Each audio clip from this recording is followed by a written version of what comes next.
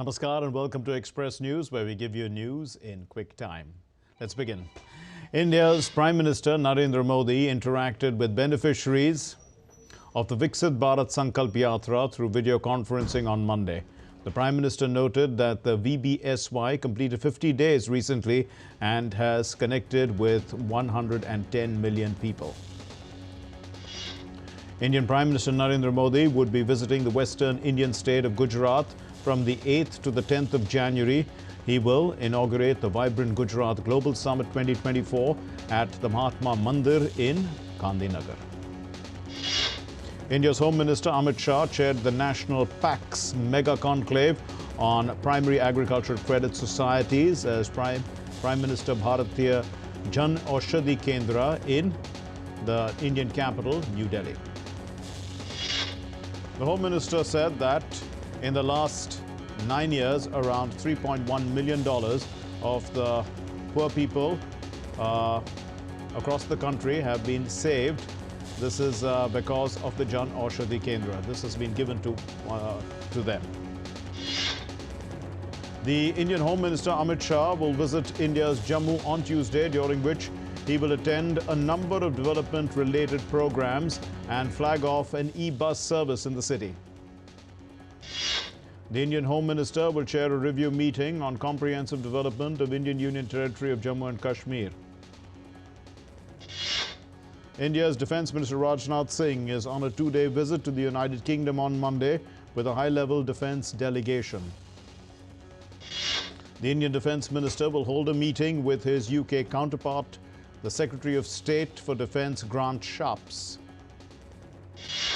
The Indian Defence Minister Rajnath Singh will hold discussions on a wide range of defence, security and industrial cooperation issues, and he will also interact with the CEOs and industry leaders of the UK defence industry, and he will meet the Indian community as well. India's Civil Aviation Minister Jyotiraditya Scindia addressed the Viksit Bharat Sankalp Yatra in the country's national capital, New Delhi. The Civil Aviation Minister spoke about India's Prime Minister Narendra Modi's vision of making India a developed country by 2047. The Republic Day parade rehearsals are in full swing in India's national capital, Delhi, on the Kartavya Path. The contingent showcased their might as they marched along the stretch between the India Gate and the Rashtrapati Bhavan early on Monday morning. India summoned Maldives' High Commissioner over remarks made by three of its ministers who have since been suspended. The top Maldivian diplomat in India was called to the Ministry of External Affairs in New Delhi. The government of Maldives has said that it is aware of the derogatory remarks on social media platforms against foreign leaders and high-ranking individuals, and it said that these opinions are personal and that they do not represent the views of the government of Maldives. It said in a statement that the Maldives believes that the freedom of expression should be exercised in a democratic and responsible manner. The suspended ministers are Mariam Shuina, Malshah Sharif and Mahazoom Majid. Maldives' Minister of Foreign Affairs Musa Zamir has said that the remarks are unacceptable. Minister Zamir said that such remarks do not reflect the official position of the Maldives government. Calls for boycotting Maldives as a tourism destination have gained momentum. Indian celebrities and social media influencers have called for a boycott of the Maldives and its tourist attractions. Actor Akshay Kumar, cricketer Sachin Tendulkar and others have urged Indians to avoid the Maldives in favor of domestic destinations. Over 8,000 hotel bookings in Maldives have been cancelled. Actor Akshay Kumar, cricketer Sachin Tendulkar and others, as we said, have urged Indians to avoid the Maldives in favor of domestic destinations. Over 8,000 hotel bookings in Maldives have been cancelled. Meanwhile, an Indian online travel aggregator, Ease My Trip, has suspended flights bookings to the Maldives. In solidarity with the nation, Ease My Trip has suspended all Maldives flights bookings. That's what their CEO said on X. A total of 682 cases of JN.1 series variant of COVID-19 have been reported from 12 states in India till the 6th of January 2024.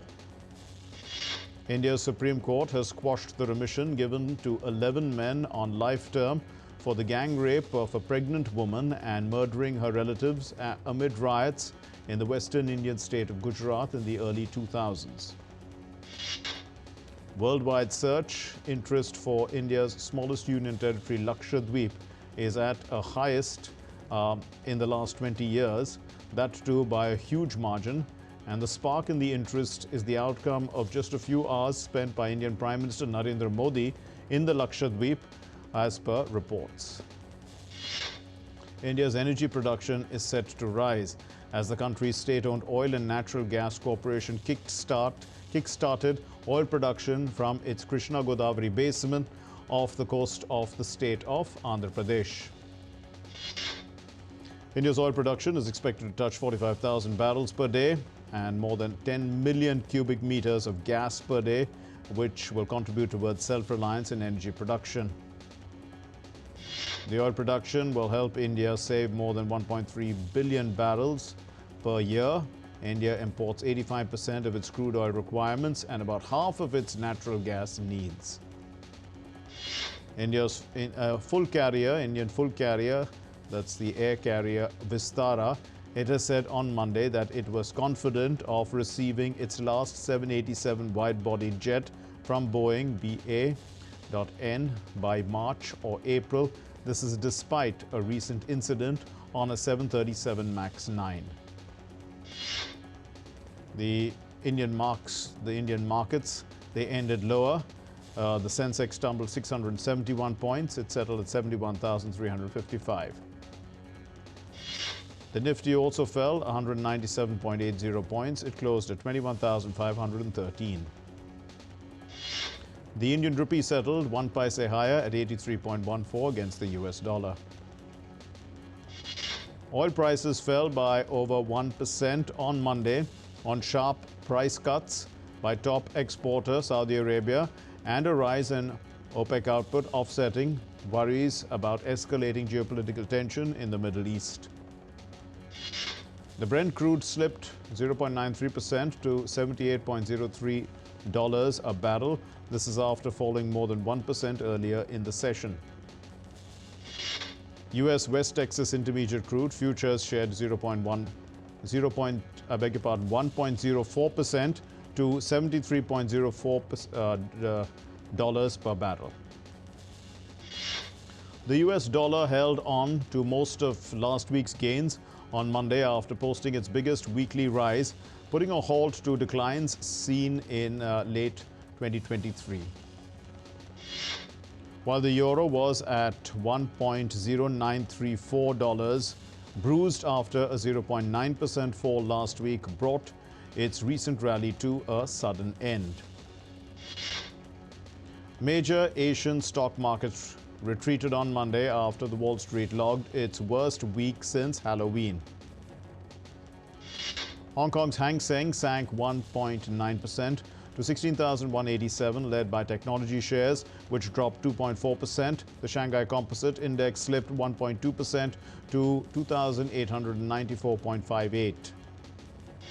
China's Evergrande New Energy Vehicle Group said on Monday that its vice chairman Lu Yongzhu has been detained and is under criminal investigation, sending its stocks tumbling and marking another setback.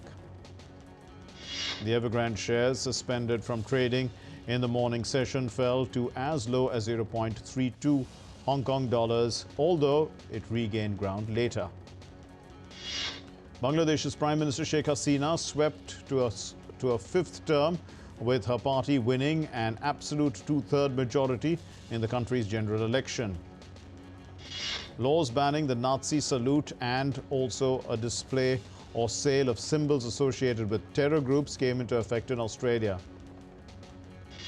The law makes it an offence punishable by up to 12 months in prison to publicly perform Nazi salute or display Nazi swastika. The investigating team found the missing door plug from the Alaska Airlines Boeing 737 MAX. This is 2 days after the panel tore off mid-flight and forced pilots to make an emergency landing. Investigators also revealed the cockpit voice recorder from the jet was overwritten by the time it was recovered.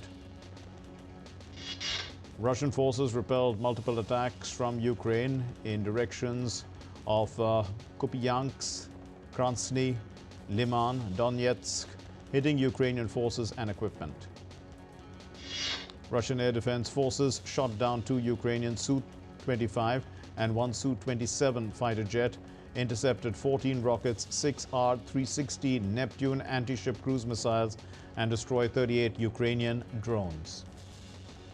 Ukraine said 29 battles occurred in frontline area and its army repelled the Russian offensive in the direction of Kupiansk, Bakhmut and Avdiivka.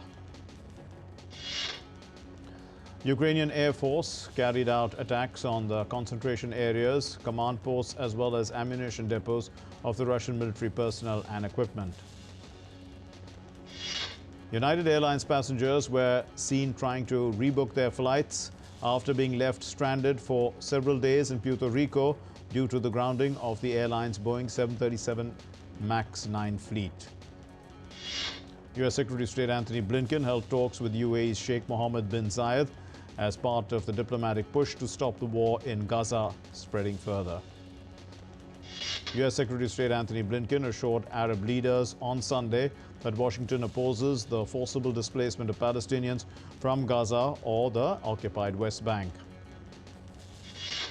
Family members of the remaining Hamas hostages called on Qatar and other negotiating parties to double up their efforts to secure their release. Former U.S. President Donald Trump said that he will be attending an appeals court hearing regarding the scope of his presidential immunity in Washington, D.C. on Tuesday. Germany announced that it is prepared to allow further deliveries of Eurofighter jets to Saudi Arabia. A migrant mother and 4 children were rescued from the border Rio Bravo, who were crossing the river to get to the U.S. side of the border.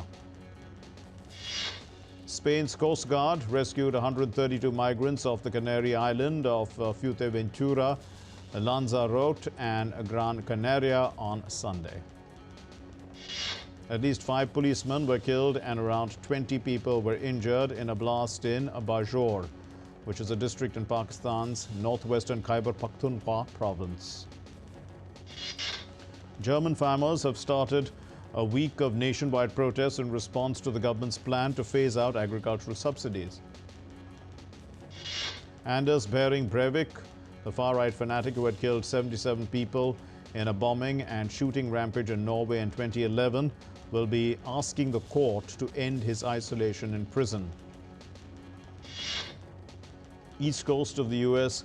was blanketed by a winter storm, leaving roads, yards and vehicles covered in snow. People across the east were seen shoveling snow and taking pictures in the winter wonderland. Several communities in Massachusetts recorded about 12 inches of snow. Hundreds of displaced residents are still sheltering at the Noto Sotayama Airport.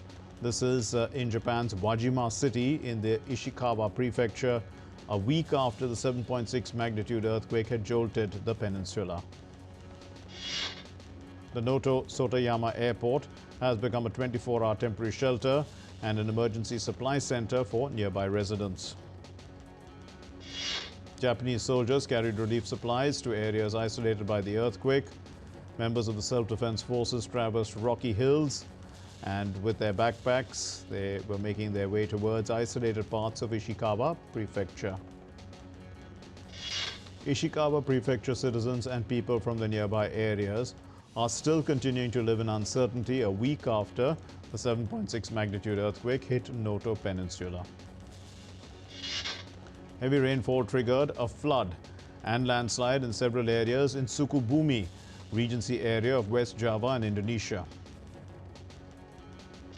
The Indian Meteorological Department has forecast dense to very dense fog at night and in the morning hours in the northern parts of India. The IMD has issued an orange alert of cold wave over parts of Punjab, Haryana, Delhi NCR, Uttar Pradesh and Bihar with cold to severe cold wave conditions to continue.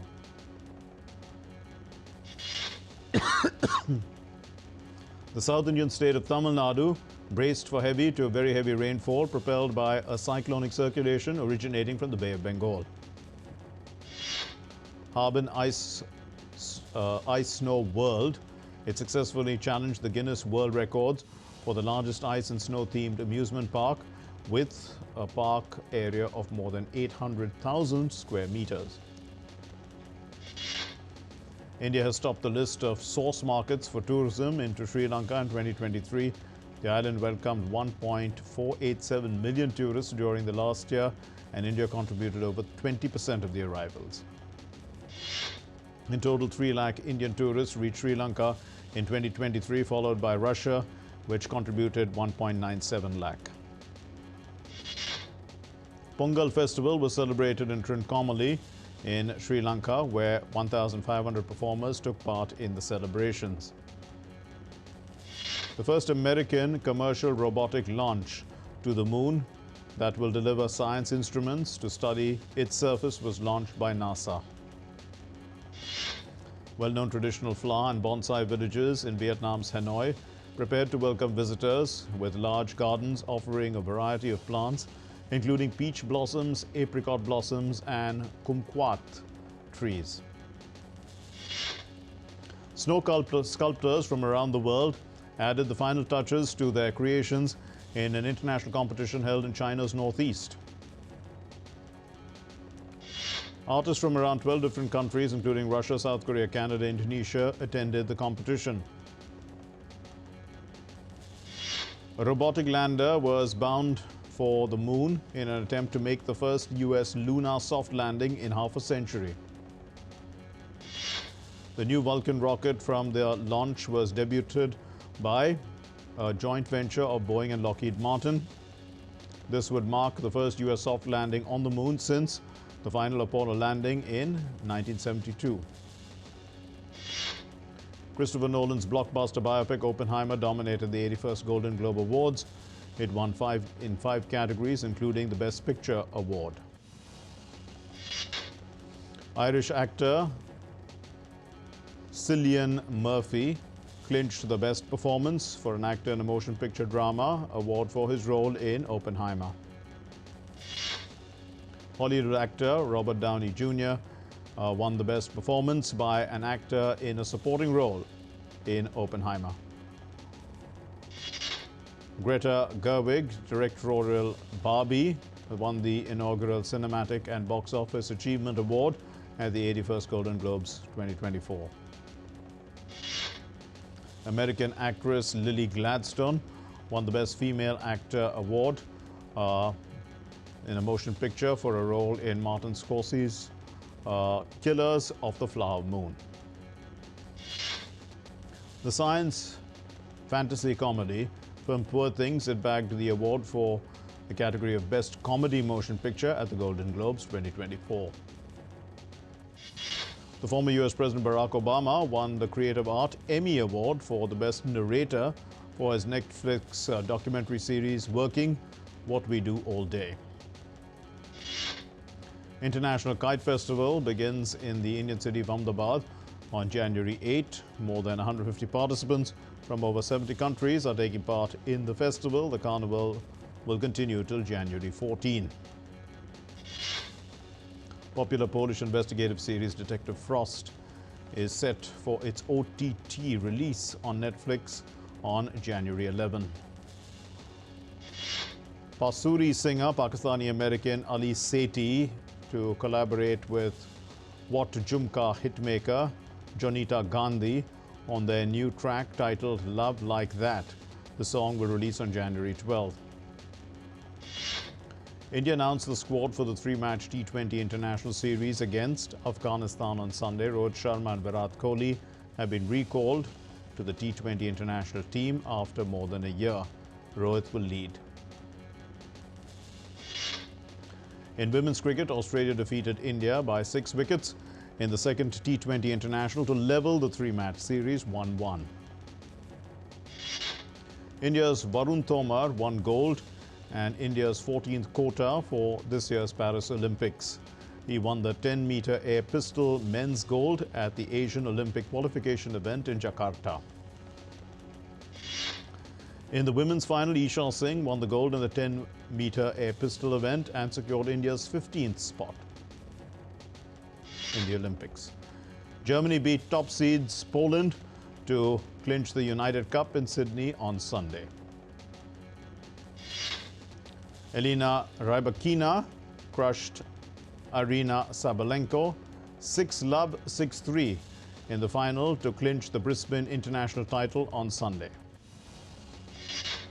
Former world number 3 Grigor Dimitrov claimed his first ATP title in more than 6 years with a 6-love, 6-4 victory over the Danish young gun Holger Rune in the men's singles at the Brisbane International on Sunday.